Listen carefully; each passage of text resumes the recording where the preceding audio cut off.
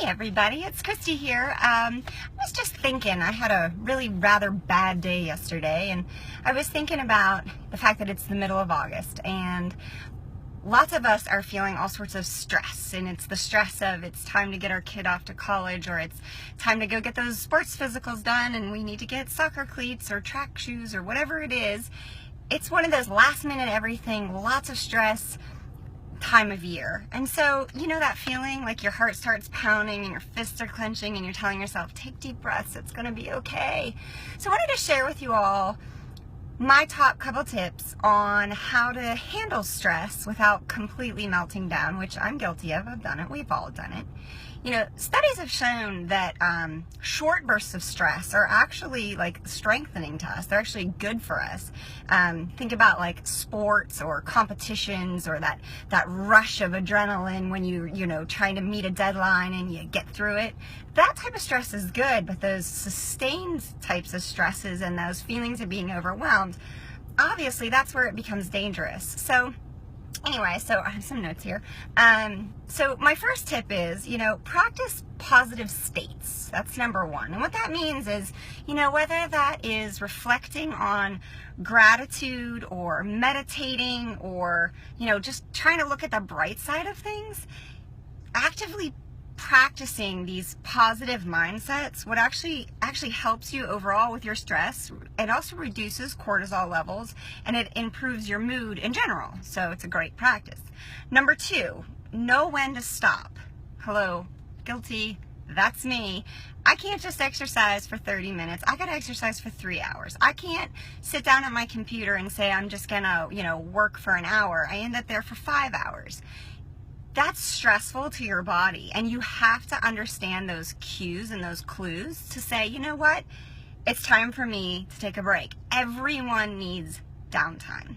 So, you know, for some people this is like take a vacation once a year for a week, or take a lunch every day for 20 minutes, or, you know, a Sunday afternoon hike with your family and just forget your phone.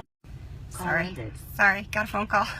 Anyway, taking a break leads you to being recharged and those stress levels going way down. Surround yourself with a variety of people. And by that I mean, you know, everyone needs help from time to time. And they always say, you know, opposites attract. The perfectionist needs someone who's a counterpart that's like, yeah, so what if the house isn't clean? Let it go. Or the really serious people, they need that humorous person in your life. When you're feeling stressed, you know, you need to be able to reach out to people that can complement your personality and bring you down off that ledge. So that's number three. Number four, don't take yourself so seriously. You know, the more prone you are to being totally serious all the time, the more prone you are to being stressed all the time. The weight of the world is on your shoulders when everything has to be perfect and everything has to be in line and everything has to go as it's supposed to go. This is life. It never goes the way it's supposed to go. So try and see the humor in the situation. Find those silver linings. You know, figure the perspective. Is it really the end of the world that your binder doesn't match your notebook? It's not, and it's okay. So, you know, if you take a little bit of humor in life, those ups and downs seem a lot less stressful. And my fifth one, and this is the biggest one I think, is get out. Go outside. There's like a million reasons why the benefits of being outside and fresh air and exercise, that makes the biggest difference in your mood and gets those positive vibes going and decreases those stress levels.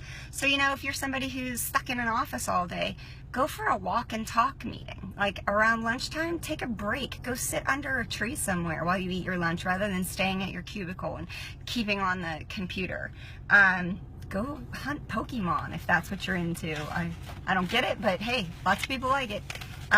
So anyway, those are my 5 simple tricks for dealing with stress. It's what I do. It's what works for me. You know, if it is all still too much and you feel like you're like totally shutting down, talk to somebody, get some help, because obviously that's a dangerous way to be.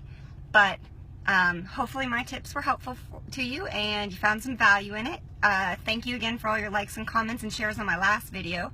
Please feel free to comment below. Was this helpful to you? Is this relevant to you? What do you do to relieve stress?